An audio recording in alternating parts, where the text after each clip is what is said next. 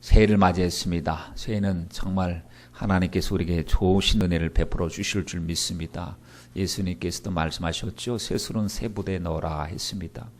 그리고 이제 이전 것은 지나갔으니 보라 새 것이 되었도다 라고 했으니까 과거에 구태의연했던 것을 그대로 끌고 가면은 이 새해도 헌해가 될 것이지만 우리의 마음과 생각의 심령이 새로워지면 정말 이제 새로운 축복의 한 해가 될 줄 믿습니다. 주님께서 이사야서 43장의 말씀에 보면 보라 내가 새일을 행하리니 이제 나타낼 것이다 했습니다. 광야의 길을 사막의 강들을 낸다고 했으니까 우리 사막 같은 환경 속에 강이 있어 이 강물이 흐르는 은총의 길 간절히 바랍니다. 이렇게 꿈과 이제 소망을 가지고 살지만은 현실을 볼 때 여러 가지 많은 우려도 사실 우리 앞에 놓여져 있는 것을 볼 수가 있습니다. 그럴 때마다 우리가 깨달아야 될 것은 하나님 역사의 주관자는 하나님이십니다. 하나님의 모든 것을 다 주관해 주시옵소서. 계시록의 6장의 말씀에 보면은 이제 그 하나님의 손에 들려진 두루마리 책이 있었습니다. 그 책에 인봉이 되어 있었습니다. 7인으로 인봉이 되어 있는데 이 책을 펼쳐드는 순간에 하나님의 뜻이 완성되는 그러한 그것이 기록된 것이 바로 인봉인데 그 인을 뗄 자가 누구냐 물었을 때 뗄 자가 없었기 때문에 울고 있었습니다. 이제 뗄 자가 등장했습니다. 그 인을 떼시고 역사를 중환하실 분이 바로 예수님이셨습니다. 예수님께서 그 두루마기를 받으시고 인을 떼시기 시작하는데 하나님의 뜻이 이루어지는 가운데서 일어나는 일들이 뭔가 봤더니 재앙들이 일어나기 시작합니다. 첫 번째 인을 떼니까 흰색 말이 나타났습니다. 둘째 인을 떼니까 붉은색 말이 나타났습니다. 세 번째는 검정 말이 나타났고 네 번째는 청황색 말이 나타났는데 그 인을 뗄 때마다 심판에 관한 메시지가 그 현상들이 쭉 나타납니다. 그래서 영적인 미혹 흰말이 나타나서 이기고 또 이기려고 하더라. 어떤 사람은 예수님이라고도 해석을 하시는 분이 계신데 인을 떼시는 주님께서 지금 일을 하고 계시니 그러니 마지막 때는 영적인 미혹 마치 예수님처럼 이기고 또 이기려고 하는 이 영적인 미혹이 많은 시대가 마지막 시대다라고 했습니다. 그래서 그리고 붉은 말이 나타났을 때 칼과 화평을 취하고 검은 말은 경제 문제, 물질 문제로 상당한 이 어려움을 겪게 될 것이고 청황색 말이 나타났을 때는 사망하고 음부가 나타나서 수많은 사람을 죽이는데 이것이 성경 속에서 예언되어진 바이기 때문에 마지막 때가 되면은 평안하다, 안전하다 하는 것이 아니고 많은 위기와 시험이 다가오지만 분명한 것이 무엇이냐면 하나님의 섭리 속에서 모든 일이 다 이루어진다라는 사실입니다. 하나님의 주권에 이루어지기 때문에 우리는 하나님의 말씀 앞에 굳건히 서면서 이런 일이 현실 앞에 일어나는 것을 볼 때마다 하나님 정말로 주님 오실 때가 가까웠습니다. 인류가 직면한 문제 요즘에 엘니뇨 무슨 얘기 많이 하고 지구온난화 지구 위에 이제 기후 변화가 아주 심각하다. 어떤 곳에는 완전히 호수가 다 말라버렸습니다. 정말 거북이 등짝처럼 쫙쫙 갈라져서 다 말라가지고 정말 배를 띄울 수가 없는 어떤 곳에는 홍수가 나서 범람하고 모든 것을 초토화시키고 있고 그래서 양식 문제도 심각해지고 테러 문제도 심각해지고 여러 가지 문제가 심각해지지만 분명한 것은 모든 것은 하나님의 손아귀에서 주님의 주권 아래에서 일어나기 때문에 우리는 오직 이 한 해 말씀과 믿음으로 살아야 되겠습니다. 하나님을 나의 목자로 모시고 날마다 하나님의 주권을 인정하는 삶을 살면 되겠습니다. 어떤 어려움이 와도 주님께서 우리를 불꽃 같은 눈동자로 지켜주시고 또 우리가 잡다한 생각이 많이 들 때를 말할 때 이렇게 말하죠. 5만 가지 생각이 든다 그럽니다. 5만 가지 생각이요. 그런데 5만 번 기도해서 응답받으신 그 조지 물러 목사님 이야기를 보면서 하나님 5만 가지 생각 들 때 5만 번 기도하게 하옵소서. 그 생각을 통해서 생각이 영적인 생각에는 쫓아가게 하시지만 육의 생각이 불렴의 생각이 안 된다는 부정적인 생각이 5만 가지 들거든. 하나님 말씀과 성령으로 쫓아내게 하옵소서. 여러분 저 현수막에 보시면요. 현수막에 영적 4차원의 여기 현수막에 보면은 영적 4차원 세계를 이끄는 4가지 요소가 나옵니다. 첫째는 생각입니다. 영적 생각대로 됩니다. 영적 생각을 붙잡아야 되고요. 두 번째는 말한 대로 됩니다. 말할 때 우린 언행심사가 바로 하나님의 말씀, 믿음으로 말해야 될 줄 믿습니다. 그리고 꿈꾸는 대로 된다고 했는데 성령께서 우리에게 준 환상과 꿈을 우리가 붙잡아야 되고 믿음대로 되어집니다. 그래서 생각하고 말하고 환상하고 꿈이 우리에게 얼마나 중요한지요. 여러분 누가복음 13장 말씀에 보면 그 마지막 때에 이 주인이 청지기에게 이렇게 말합니다. 소망 없다. 잘라버리자. 왜 그랬는가 봤더니 과수원에 포도원에 감람나무를 심었습니다. 무화과나무를 심었는데 기다려봅니다. 근데 열매를 맺지 못하는 것입니다. 주인의 입장에서 보니까 괜히 수고만 하고 헛수고만 하고 땅만 베리는 것 같습니다. 그래서 과수원 지기에게 청지기에게 말합니다. 저거 열매 과연 맺을 수 있겠느냐? 물 줘도 열매 맺을 수 있겠느냐? 지금까지 열매를 못 맺었는데 소망 없는 것 아니냐? 죽은 것 아니냐? 잘라버려야 되지 않겠느냐? 했더니 하는 말에 주인이시여 한 해만 여유를 달라고 했습니다. 한 해만 여유를 주면 제가 열심히 거름을 주고 물을 주어서 살려보겠다는 거예요. 여러분 그 모습이 꼭 우리에게 하시는 마지막 기회를 주시는 주님의 목소리 같습니다. 지난해에 하나님을 근심시키고 말씀대로 살지 못했던 나를 보시면서 하나님이 근심하시면서 너는 성도인데 포도나무 안에서 무화과 나무로 심어줬는데 약속의 나무로 심어줬는데 왜 연약의 열매를 맺지 못하지? 왜 영적으로 성장하지 못했지? 왜 기회를 선용하지 못했지? 넌 정말 생명 있는 자냐? 생명 있는 자냐? 생명 없는 자냐? 예수의 생명이 있으면 분명히 자라야 되는데 어찌하여 자라지 못하고 열매가 없는지 내가 고민에 빠졌다는 겁니다. 지금 무슨 고민이냐면 찍어버려야 되느냐 뽑아버려야 되느냐. 그랬을 때 과수원 지기 대신 예수님께서 우리에게 하나님 아버지께 청원을 드립니다. 아버지 제가 한 해 동안 더 은혜를 줄 테니까 좀 더 성령으로 감동을 주고 살려볼 테니까 한 번 더 기회를 달라. 그 말씀을 보면서 오늘 이 한 해가 우리에게 주어진 마지막 시간일 수도 있지 않겠습니까? 그렇죠? 우리에게 하나님께서 기회를 놓치지 말라고 회개의 타이밍을 놓치지 말라고 하나님이 주신 마지막 순간입니다. 여러분 보면은 영혼의 골든타임이에요. 골든타임이 어떤 내용입니까? 생과 사를 갈라놓는 갈림길이 있는 시간이 바로 골든타임인데 골든타임 때 빨리 술을 쓰고 빨리 대책을 세우면 살아납니다. 문제가 회복이 되고 아무런 문제가 없는 것처럼 지나가지만 예를 들어서 심장마비가 왔거나 뇌졸중이 왔거나 뇌출혈이 일어났거나 이랬을 때 골든타임을 놓쳐버리면 사람이 죽거나 아니면 거의 반신불수가 되어서 심각한 타격을 입을 수 있는데 여러분 이 한 해는 정말 우리는 영적 골든타임으로 만들어 가야 될 줄 믿습니다. 그래서 고린도후서 6장에 보면은 지금이 무슨 때라고 했습니까? 은혜 받을 만한 때입니다. 지금이 구원의 날입니다. 바로 이 때가 회개할 때인 줄 믿습니다. 술 취하지 말라 성령 충만 받으라고 했습니다. 세월을 아끼라 때가 악하니라고 말씀을 하셨습니다. 여러분 모든 게 다 타이밍이 있는 것 아니겠습니까? 영적인 타이밍을 놓치지 말아야 될 줄 믿습니다. 주님께서 지금 우리에게 관심을 가지시는 것이 무엇이냐면 너 한 해를 지나면서 이제 나이도 먹고 여러 가지 환경적으로 껍데기가 많이 변화는 되었지만 속을 한번 보자는 겁니다. 속이 얼마나 달라졌는가. 예수 믿으면 진짜 변해야 될 것이 속이 변해야 되거든요. 왜 그러냐면 주님께서는 외모로 사람을 취하지 않고 사람의 중심을 보신다고 말씀을 하셨기 때문에 중요한 것이 속이 변해야 되는데 그런데 희한하게 속이 잘 안 변하는 것이 우리의 고민거리입니다. 말씀 듣고 기도해도 속이 잘 변하지 않습니다. 학교 가서 공부 많이 하면 속이 변하면 얼마나 좋을까요? 영어 단어 외우고 수학 공식을 외워서 속이 쑥쑥쑥 변하면 얼마나 좋을까요? 예배 드리는 시간 쪽쪽이 깨닫고 나서 속이 변하면 얼마나 좋겠습니까?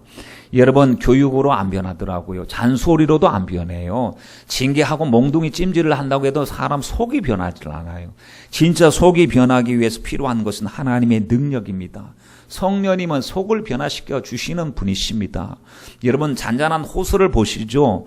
호수를 보니까 너무 호수가 맑지요. 아이고 맑은 호수고 위에서 보니까 너무 물이 맑습니다. 그런데 호수 밑바닥 속에 잠수부가 말이죠. 잠수복을 입고 들어가서 밑바닥을 긁어보면 뭐가 나오냐면 잡동사니가 다 나옵니다. 그곳에 그것이 있었다는 것이 정말 상상이 안 될 정도로 깜짝 놀랄 정도로 뭐 고무 타이어도 나오죠. 뭐 집에 쓰던 뭐 여러 가지 그물도 폐거물도 나오고 별의별 것이 다 나오거든요. 근데 위에 그게 침전이 딱 되어 있으니까 아래에 침전이 되어서 밑바닥에 쫙 깔려 있는데 시간이 지나다 보니까 그건 있는 그채로 위에 맑은 물이 있으니까 우리가 착각에 빠진다는 것이죠. 이 착각에 빠지기 때문에 야 맑구나 변했구나 그 모습이 거룩하구나 했는데 여러분 내면이 변해야 되는데 근데 문제는 평안할 때는 아무 문제 없습니다. 그런데 인생의 위기를 만날 때 환경의 어떤 변화를 맞이할 때 속의 것이 말이죠. 침전이 되어 있는 것이 다시 부상합니다. 떠오르기 시작합니다. 부유물처럼 떠오르게 되면 엉망진창이 됩니다. 그 깜짝 놀랍니다. 그 속에 내 속에 없어진 줄 알았는데 없어진 것이 아니고 잠시 안 보였던 것뿐입니다. 여러분 그러므로 우리 속에 용암처럼 이글거리는 쓴물들이 속에서 있고 쓴뿌리들이 있는데 이것이 여러분 어떤 문제 계기 때마다 분출되어서 솟아 나온다면 이것 때문에 신앙생활하다가 좌절이 올 때가 얼마나 많은지 모릅니다. 쉽게 말해서 못난 성질머리가 나오고 모난 성격이 나오고 변덕스러운 마음이 나오거든요. 속에 변화된 게 아니고 잠시 그냥 숨겨져 있었던 것인데 이 악성과 죄성과 독성을 우리가 어떻게 뽑아버려야 될 것인가 이게 지금 우리의 고민거리입니다. 여러분 정말 속이 변하지 않으면요 마귀는 우리 속에 있는 과거의 옛것을 들추어내어서 믿음 생활하지 못하게 만들고 이제 독이 떠올라서 상대방을 핥히고 찌르고 휘법하는 일을 하기 때문에 악의 도구 사단의 도구로 전락할 수 있기 때문에 우리 속에 있는 이 시한폭탄을 여러분 해체해야 될 줄 믿습니다. 우리 속에 이 시한폭탄 해체하지 않으면 잘 나가다가 폭발해버립니다. 어느 순간에 믿음 좋은 줄 알았는데 보니까 사람은 자존심 건드렸더니 폭발해버리고 열등감 때문에 폭발해버리고 시기와 탐욕과 질투, 오만, 분노와 증오가 우리 속에 있었는데 여러분 그러므로 우리는 쌍끌이 어선을 가지고 밑바닥을 싹 끌어서 완전히 청소하듯이 우리 속에 성령께서 말씀과 기도를 우리 밑바닥을 깨끗하게 정화시켜 주셔야 될 줄 믿습니다. 그래서 하나님이 새해는 속을 정돈시켜 주시고 하나님 성령으로 우리를 치유하여 주시옵소서. 우리의 깊은 내면을 치유할 수 있는 방법은 오직 기도밖에 말씀밖에 없습니다. 여러분 성령님은 우리 성품을 변화시키는데 실패할까요? 사람들은 말합니다. 사람은 은혜는 받아도 성품은 안 달라진대요. 은혜는 받아도 성격은 안 달라진다는 거예요. 그러면 하나님의 능력은 그렇게 제한당하는 것일까요? 하나님은 우리에게 은혜를 주시고 응답은 주시는데 우리의 본질은 못 바꿔주시는 분이십니까? 죄악된 본질까지 바꿔주신 분이 우리 성격까지도 우리가 주님께 맡겨야 주님께서 손 쓰시고 우리를 바꿔주실 줄 믿습니다. 우리는 그렇게 생각했습니다. 주님 저는 제 스타일을 살 겁니다. 그냥 제 모습, 꼬라지가 이렇습니다. 저 원래 그런 사람입니다. 라고 하지 말고 주님께 요청을 하는 한 해가 되시길 바랍니다. 하나님 저 만져주셔야 됩니다. 저 새롭게 소성시켜 주셔야 됩니다. 상처받은 그 자화상을 가지고 지금 또 한 해도 살기 싫습니다. 주님은 말씀하시지 않았습니까? 이전 것은 지나갔으니 보라 새 것이 되었다고 말씀하셨으니까 하나님 정말 제 속에 있는 그 응어려지고 이상한 그 하나님 자존심도 다 박살나게 해주시고 하나님의 성품을 우리에게 주시옵소서. 여러분 예수 믿고 성령의 열매를 맺으면 뭐가 달라지는지 아십니까? 성령의 열매는 오래 참음, 자비, 양선, 충성, 절제 이와 같이 9가지 열매를 딱 보니까 다 성품적인 것이었습니다. 무슨 불같은 능력을 받았거나 기적이 일어나거나 그것은 외적인 하나님의 은혜이고 정말 변해야 될 것이 무엇이냐면 성령을 받았으면 우리 안에서의 성품의 변화가 일어나는 것입니다. 여러분 예배 시간이 어떤 시간이냐면 주님과 쌍방통행하는 시간입니다. 예배 시간에 우리가 하나님 앞에 예배 드릴 때 주보에 보면 예배 순서가 나옵니다. 목도도 있고 찬송도 있고 기도도 있고 성경 봉독도 있고 말씀 선포도 있고 합심 기도도 있고 하는데 요소를 간단하게 2가지로 분류할 수가 있습니다. 하나는 올려지는 것과 내려지는 것입니다.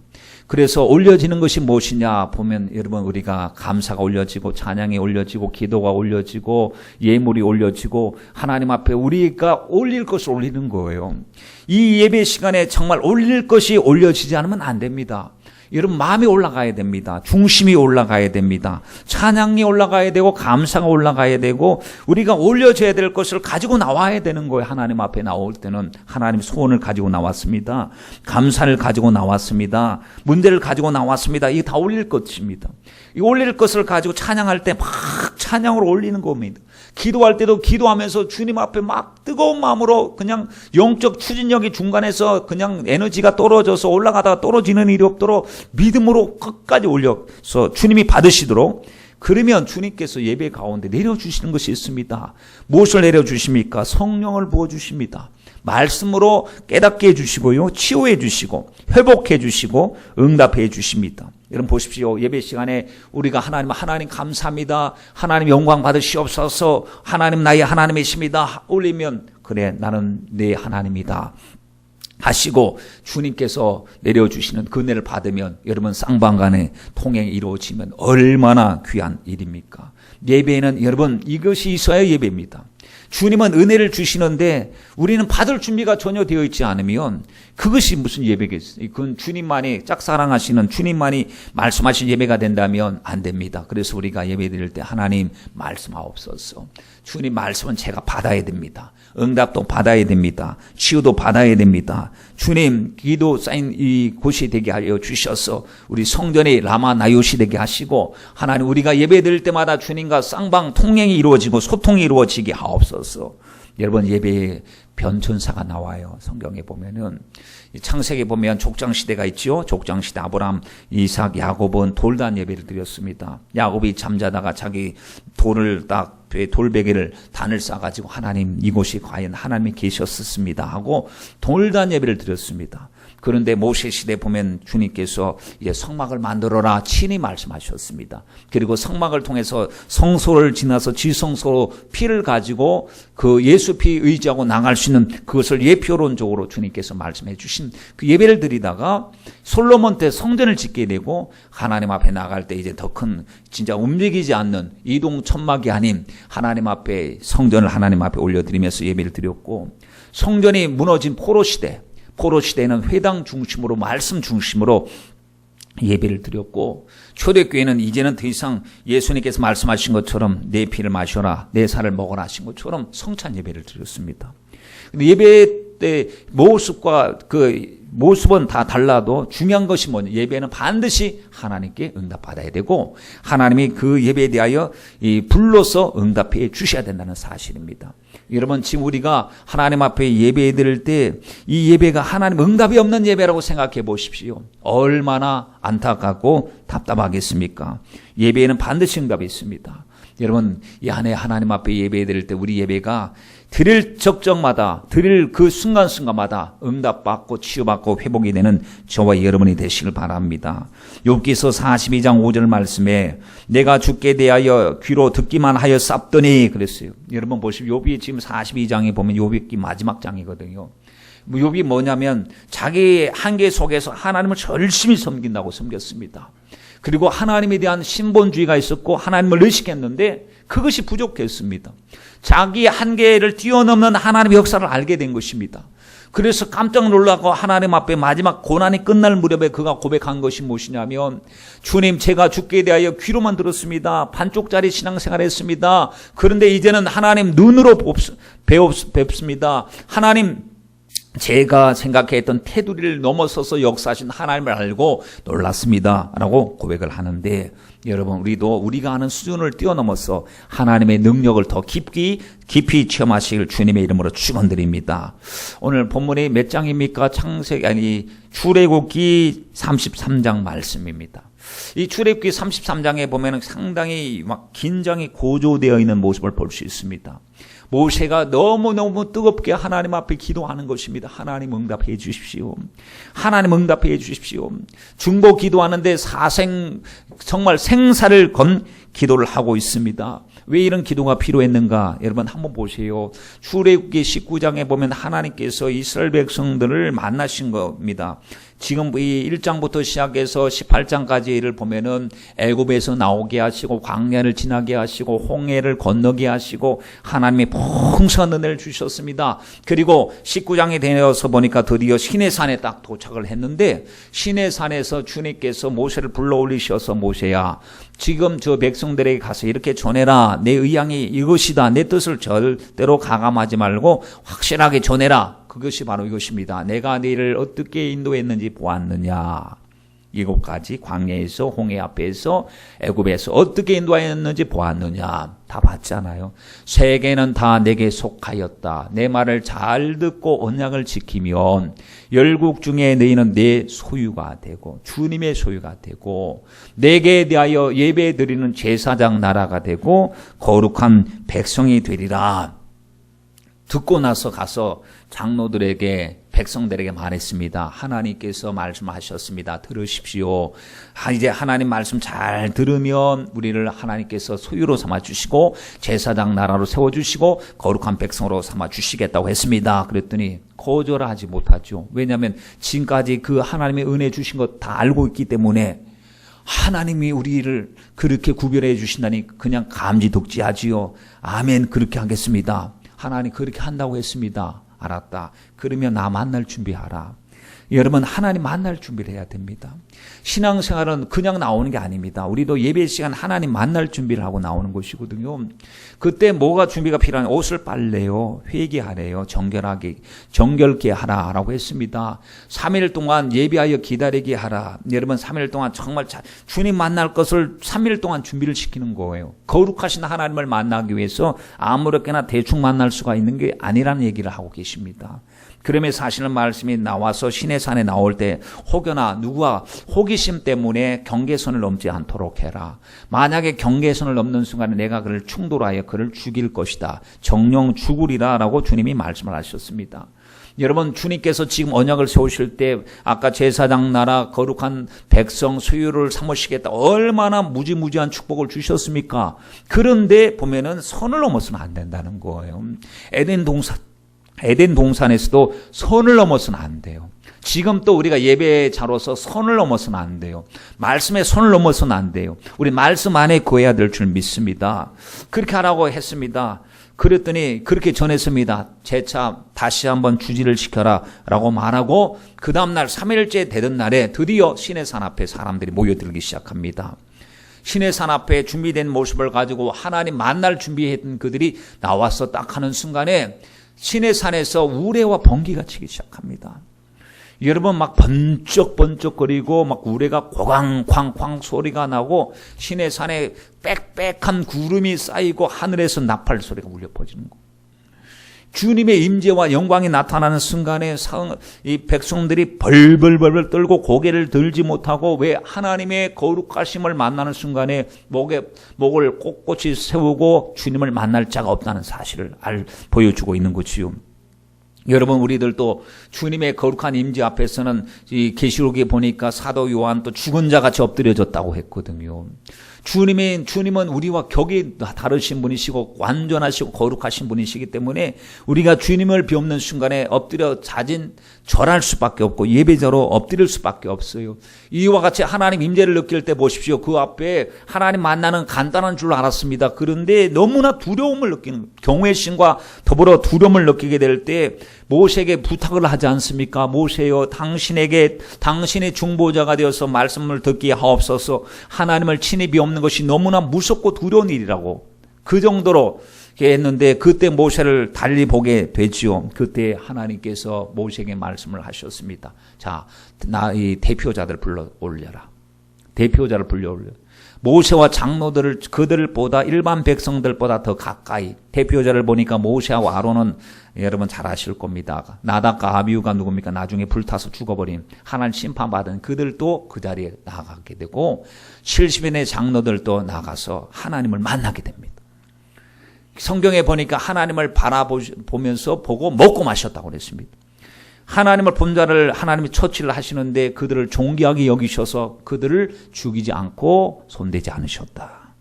여러분, 예배의 모습, 이와 같은 예배의 모습을 상상해 보십시오. 하나님 앞에 나가서 주님과 더불어 먹고 마시면서 주님의 영광과 임재 속에 있으면서도 내 백성이다, 내 사랑하는 자다 라고 주님께서 위로해 주신 그 모습을 보는 것이 너무나 영광스러운데 정말 감격스러운 모습이 아니겠습니까? 이런 은혜를 받았습니다. 이런 은혜, 이렇게 풍성한 은혜를 받았습니다. 그리고는 나서 모세에게 주님께서 이제 산으로 올라오라고 주님 불러 올리셨습니다. 왜냐하면 이제 십계명 줘야 되니까, 약속을 줘야 되니까, 이제 먼저 계약을 맺었으니까 그들에게 계약 백성으로서 어떻게 살아가야 될 것인가, 그 지침서 말씀을 주고 인생의 매뉴얼을 줘야 되니까 그 말씀을 듣기 위해서 모세가 올라가서 40일 동안 하나님 앞에 간절히 기도했습니다. 40일 동안 먹지도 않고 마시지도 않고 하나님 앞에 나가서 너무나 행복했고 너무나 정말 영광스러웠습니다. 그런데 갑자기 하나님이 진노하신 목소리를 들리면서 뭐라고 말씀하시냐? 모세야, 내 백성은 목이 곧은 백성이다. 내려가라. 내 백성이 부패하였다. 참 출애굽기 32장 10절 말씀에 그런즉 나대로 하게 하라. 내가 그들에게 진노하여 그들을 진멸하고 너로 큰 나라가 되게 하리라. 모세는 날벼락을 만난 겁니다. 지금 아니, 모세는 밑에서 무슨 일이 일어나고 있는지 전혀 몰랐는데 하나님 다 알고 계신 거죠. 밑에서 이미 아론을 중심으로 송아지 우상을 만들어 놓고 죄를 짓고 있는 모습. 여러분, 인간이라고 하는 것이 이렇게 참 미련합니다. 신의 산에서 하나님의 영광을, 그런 영광을 보고 하나님 앞에 두려워 떨고 하나님께 그들을 소유로 삼으시고 백성으로 삼아주시고 제사장 나라로 삼아주셨으면 그 말씀대로 살아야 되는데 은혜를 잊는 건 너무나 쉬워요. 여러분, 은혜 받는 것은 어려운데 은혜를 상실하는 것은 너무나도 쉬운 것을 볼 수가 있습니다. 얼마나 황당하겠습니까? 모세가 기도하다 날벼락을 맞았습니다. 주님이 너무 근심하시고 대노하시네. 일단은 주님의 마음을 진정시켜야 됐습니다. 그래서 뭐라고 기도를 하냐면, 주님 진노하지 마세요. 진노하지 마옵소서. 주의 종 아브라함과 이삭, 이스라엘을 기억하옵소서. 막 하나님 약속을 이행하시려고 그 약속 때문에 우리를 부르시지 않았습니까? 그 약속을 기억해 주셔야 됩니다. 라고 하면서 하나님 앞에 배수진 기도를 하는데, 저들을 심판하시려면 저를 밟고 가시옵소서. 저를 심판하시옵소서. 주의 기록하신 책에서 내 이름을 빼주시옵소서라고 기도합니다. 여러분, 내려와서 보니까요, 가관도 아닙니다. 하나님이 진노하실 만합니다. 그 우상을 완전히 때려 부셔버립니다. 우상을 주동했던 3,000명을 즉결 처분하여 칼로서 다 죽이게 됩니다. 그래도 하나님은 노를 풀지 아니하십니다. 웬만하면 하나님이 노를 푸실 만한데 주님이 이제는 더 이상 동행하지 않겠다. 가장 큰 충격이 무엇이냐면 하나님이 동행하지 않겠다는 거. 여러분, 하나님께서 우리와 세상 끝날까지 우리와 동행해 주신 것이 얼마나 큰 축복인지 몰라요. 그런데 하나님과 동행하고 있는지 동행하고 있지 않는지도 묻지도 않고 있는 성도들. 여러분, 과거에 지난 한 해 동안 하나님께서 우리와 얼마나 많이 동행하셨습니까? 그런데 주님께서 동행하셨음에도 불구하고 내가 주님과 같이 보존을 맞추고 살았는가에 대한 관심도 없었다면, 여러분, 이거 심각한 문제인데, 죄는 하나님과 동행 거절의 결과를 낳습니다. 죄를 지으면 하나님 동행을 안 하시는 거예요. 왜냐하면 주님은 죄인과 함께 할 수가 없는데, 회개할 때 주님이 동행하시는데, 그래서 동행해달라고 가장 큰 목적입니다. 부자가 되게 해달라고 기도하는 게 아닙니다. 지금 오래 살게 해달라고, 나 죽이지 말라고 기도하는 게 아닙니다. 모세가 기도하는 것은 오직 하나님이 우리와 동행하지 않으면 우린 끝나는 겁니다. 하나님 동행해 주시옵소서. 여러분, 이 새해 우리가 하나님 앞에 기도할 것이 무엇입니까? 우리도 모세처럼 하나님 우리 가정에 동행해 주셔야 됩니다. 사업에도 동행해 주셔야 됩니다. 모든 일에 동행하여 주시옵소서. 주님이 너무 상심하였기 때문에 아니다, 난 동행을 안 하겠다고 아주 선언을 하셨습니다. 그런데 하나님 앞에 계속 기도드렸더니 조금 완화하셨습니다. 출애굽기 33장에 보면, 그래, 내가 약속한 땅에는 올라가게는 해주겠대요.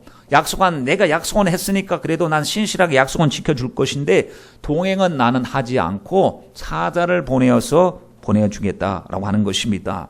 이때 출애굽기 33장 12절 말씀에 모세가 여호와께 구하되 보시옵소서 주께서 나더러 이 백성을 인도하여 올라가라 하시면서 나와 함께 보낼 자를 내게 지시하지 아니하시나이다. 주께서 전에 말씀하시기를 나는 이름으로도 너를 알고 너도 내 앞에 은총을 입었다 하셨사온즉 또 15절 16절 말씀에 주께서 친히 가지 아니하시려거든 우리를 이곳에서 올려 보내지 마옵소서. 나와 주의 백성이 주의 목전에 은총을 입은 줄 무엇으로 알리까? 라고 말하면서 주님이 동행해 주셔야 구별되는 것 아닙니까? 차라리 동행 안 해 주시려면 저 가나안 땅 안 가겠습니다. 여러분, 하나님과 동행하지 않은 가나안 땅이 무슨 의미가 있느냐는 얘기입니다. 이 얘기를 우리가 여러분 잘 생각해 봐야 됩니다. 이게 무엇이냐면 여러분 이 사자를 보내주겠다고 했는데 정관사 덜을 붙인 사자는 바로 예수 그리스도를 의미하고 그냥 사자라고 말했을 때는 천사를 이야기하는 것이지 그리스도를 이야기하는 것이 아닙니다. 내 사자와 함께 보내는 것은 하나님이 함께 동행하는 것이고 그냥 사자가 가는 것은 그냥 가나안 땅만 받으라는 것입니다. 여러분 이 얘기는 뭐냐면 본질은 빼놓겠다는 겁니다. 주님께서 천국은 왜 천국이 되는지 아십니까? 천국은 주님이 계시기 때문에 천국이에요. 돈이 많기 때문에 황금집으로 지었기 때문에 거기가 뭐 좋기 때문에 천국이 아니라 천국의 주인이 안 계시면 거긴 천국이 아닙니다. 여러분 세상 모든 것을 다 가지고 있어도 주님이 빠진 곳은 그곳은 천국이 될 수가 없는 것이죠. 다시 말하면 그래 너 알아서 너 구하니까 병은 낫게 해줄게. 부자는 되게 해줄게. 너가 필요한 것은 채워줄게. 그러나 영생 축복은 안 줄 거야.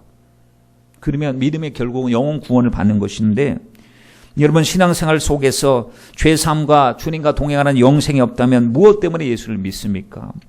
사람이 타락하면 주님과 동행하는 것보다 보이는 것은 현실적인 것이 눈에 보이거든요. 돈이 보이고 건강이 보이고 성공이 보이고 인기가 보여서 그것 얻기 위해서 참 애쓰고 노력을 합니다. 그것이 바로 그들이 구하는 전부예요. 과거에 우리가 믿음 없을 때도 예수 믿으면서도 주님의 찬양이죠. 주님만 원합니다. 주님을 원합니다. 제가 원하는 것은 오직 주님이십니다. 라고 고백하면서도 가장 결정적으로 중요하게 여기는 것은 눈에 보이는 것 중심으로 우리가 따라갈 때가 굉장히 많은데 성령 충만하면 뭐가 달라지냐면 주님을 원한다는 거예요. 주님이 내 안에 있기를 원합니다. 주님과 동행하기를 원합니다. 세상 어떤 부귀영화보다도 저는 주님이 좋습니다. 여러분 주님이 좋아지도록 우리 신앙생활 그렇게 기도하고 변해야 될 줄 믿습니다. 주님이 함께하지 아니하시는 성공과 축복 성도에게 무슨 의미가 있겠습니까? 모세가 만일 우리에게 그 사자를 주시지 않으면 예수님 동행하시지 않으면 가나안 땅도 싫다. 다시 말하면 신앙의 알맹이와 쭉정이를 잘 알고 있습니다. 껍데기와 알맹이를 구별할 줄 알아야 됩니다. 이렇게 해서 주님이 동행해달라고 하나님 앞에 간절히 기도드리면서 어디서 기도했느냐? 회막에서 기도했습니다. 회막에서. 회막은 보면 여러분 이 성전을 아직 성막을 만들진 않았습니다. 근데 회막에서 한 일이 뭐냐면 주님과 교제하는 일이었습니다. 33장 9절로 11절 말씀에 모세가 회막에 들어갑니다. 구름 기둥이 내려오는 거예요. 구름 기둥은 하나님의 임재를 얘기하는 거거든요. 하나님이 그곳에 같이 만나 주시는 곳. 회막문에 서서 여호와께서 모세와 함께 말씀을 하시는 곳.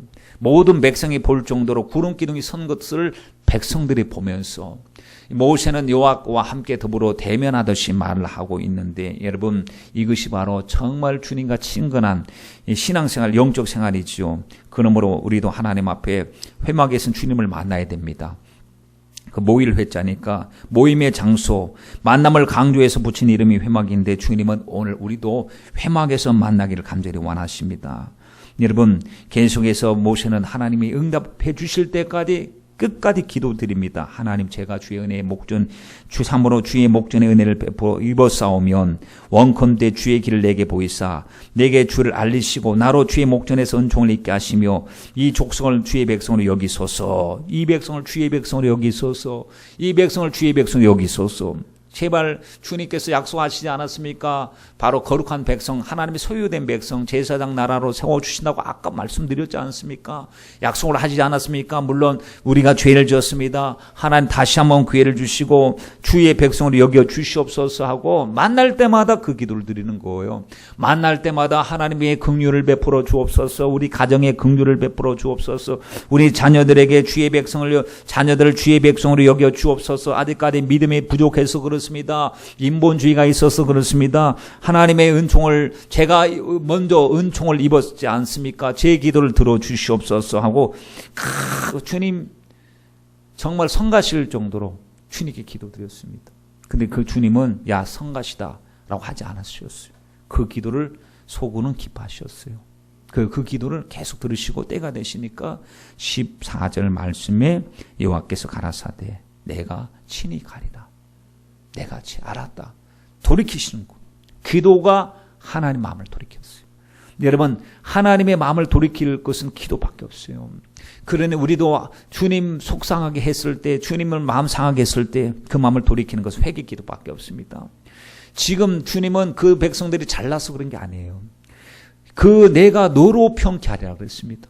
기도하는 사람 울고 불고 중보 기도하고 애통하는 그 애통하는 마음을 주님이 못 봐주시는 거예요. 왜? 사랑하는 자가 자꾸 눈물로 기도하고 있으니까 그 사랑하는 사람, 나는 저 사람하고 관계가 괜찮은데 와서 늘상 울면서 부탁하기를 제발 제 기도 들으시고 저 내 백성을 구원하옵소서 하니까 누가 중보합니까? 믿음의 사람이 중보하니까 주님이 마음을 돌이키시는 것을 볼 수가 있습니다. 그 알았다. 주님이 그 기도를 드디어 들어주셨어요. 주님이 생각을 바꿔 주셨습니다. 여러분, 우리 기도가 이런 기도의 능력이 있습니다. 여러분이 이와 같은 모세와 같이 배수진을 치고 우리 가족 구원을 위해서 기도하였어. 이 새해는 하나님께서 우리 가족들을 정말 회복시켜 주시고 주의 영광의 빛을 비춰주시는 은혜의 일꾼으로 바로 세워주실 줄 믿습니다. 내가 너로 편케하리라 그랬더니 그것으로 끝나지 않아요. 여러분, 영적인 은혜를 사모하는 사람은 은혜를 받고 나서 더 큰 것을 자꾸 요구해요. 근데 주님은 그걸 기뻐하신다니까요. 과한 것 뭐냐면 주님 주의 영광을 보여달래. 이제는 내가 너로 평케하리라 그랬더니 주님 앞에 고백하기를 주님 18절 말씀에 모세가 가로되 원컨대 주의 영광을 내게 보이소서라고 했습니다. 그랬더니 주님이 영광을 보여주십니다. 영광을 보여달라고 했는데 보여주신 영광이 뭔지 아세요? 여러분, 사람들하고 사람 사이에서 당신 영광 보여주세요 하면 뭐 보여주시겠어요? 보통 안목의 집사님 영광을 보여주세요 하면 뭘 보여주시겠어요? 보통 자기가 가진 소유물을 보여주거든요. 재능을 보여주거나 지위를 보여주거나 권력을 보여주거나 학위를 보여주거나 내가 이런 사람이다 하고 자기가 가진 능력을 그걸 영광으로 보는 거. 근데 주님의 영광을 보여주옵소서 하면 막 불벼락이 떨어지고 막 새롭게 무슨 재창조적인 역사가 일어나고 하는 것은 그건 가시적인 것이고 본질적인 것이 무엇이냐면 주님의 성품이 무엇인가. 주님의 영광은 주님의 마음에서 나오는 것이 주님의 영광입니다. 그러므로 여러분, 주님 영광을 보여주십시오 했더니 주님은 영광의 본질을 보여주시는 거예요. 그 본질이 무엇인가 봤더니 성품이었습니다. 성품. 그래서 우리가 19절 말씀에 보면 여호와께서 가라사대 내가 나의 모든 선한 형상을 내 앞에 지나가게 하고, 그게 영광이었어요. 주님의 선한 형상이 내 이름 내 앞에 반포하리라. 그리고 주님께서 나는 은혜 줄 자에게 은혜를 주고 긍휼히 여길 자에게 긍휼을 베푸느니라 했습니다. 저 현수막에 보면요, 감추어진 영문이 있습니다. 잘 눈이 좋으신 분은 보일 거고 눈이 안 보이신 분은 잘 안 보일 거예요.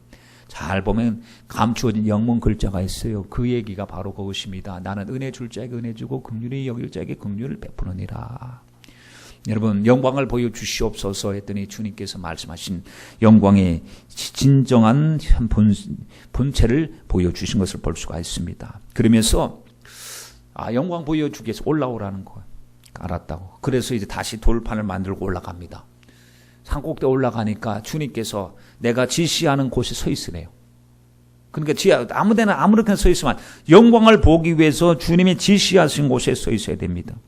21절 말씀에 여호와께서 가라사대 보라 내 곁에 한 곳이 있으니 그너는 그 반석에 서 있으라. 어디 서 있어요? 반석에 서 있어요. 영광 보여주기 위해서 반석에 서 있어야 되는데 주님이 영광을 보여주신 반석을 쪼개시는 거예요.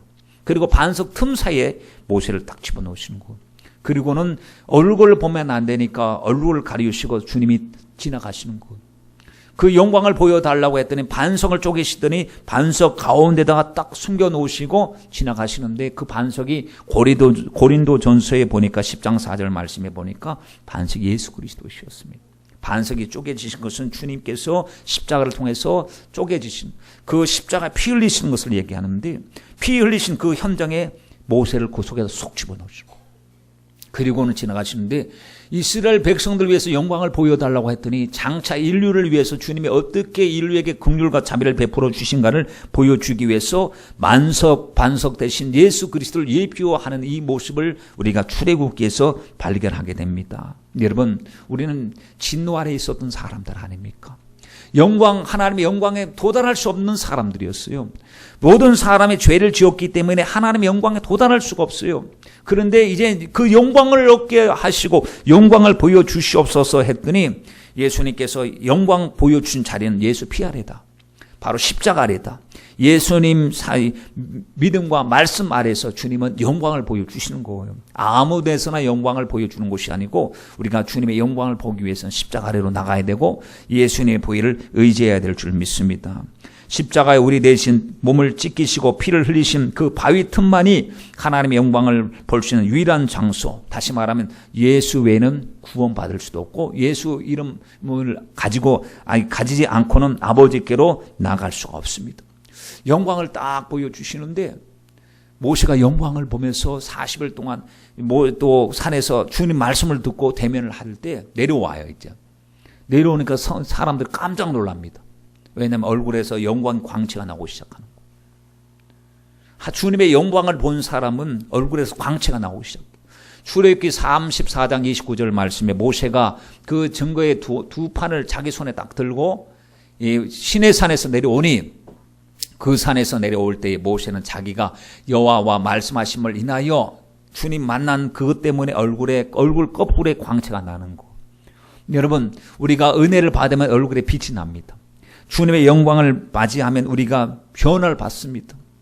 지금 모세가 이 모습을 보고 얼굴에 막 수건을 가릴 정도로 영광을 나타낸 것을 보는데, 여러분, 우리도 주님을 경험하면 얼굴이 달라지고 얼굴에 주님의 영광이 나타나게 될 줄 믿습니다. 고린도후서 3장 18절 말씀에 우리가 다 수건을 벗은 얼굴로 거울을 보는 것 같이 주의 영광을 보매 그랬습니다. 저와 같은 형상으로 화하여 영광으로 영광이 이르니 곧 주의 영광으로 말미암아 예수님 닮게 되고 얼굴이 빛이 난다라고 했는데, 여러분, 우리 예배가 이렇게 영광스러운 곳입니다. 예배 가운데 주님 만나면 우리의 얼굴 빛이 달라지고 영광의 찬란한 은총이 넘쳐나게 될 줄 믿습니다. 천국에 가보니까 영광으로 가득 찬 나라였어요. 여러분, 그 영광을 우리가 조금씩 경험하는데, 우리는 이 한 해 하나님의 영광을 더 비춰주시옵소서. 더 성령의 능력으로 영광의 빛을 비춰주셔서 예수님 닮아가게 하시고 우리 속에도 예수의 생명과 성품이 나타나게 하여 주시옵소서. 계시록 21장 23절 말씀에 보니까 그 성은 해나 달의 비침이 쓸데없으니 이는 하나님의 영광이 비치고 어린 양이 그들의 등이 되심이니라 그랬습니다. 여러분, 하나님의 영광이 가득 찬 곳이 바로 천국이었습니다. 이 교회, 우리 주님의 교회도 하나님의 영광이 가득 찬 곳, 주님의 이 영광이 비치는 교회가 되어야 될 줄 믿습니다. 우리 심령 속에, 우리 가정 속에도 하나님의 영광의 빛이 비치기를 간절히 바랍니다. 주님 영광이 빛이 비치면 비치는 것으로 끝나지 않습니다. 하나님의 역사가 일어나게 될 줄 믿습니다. 기도드리겠습니다.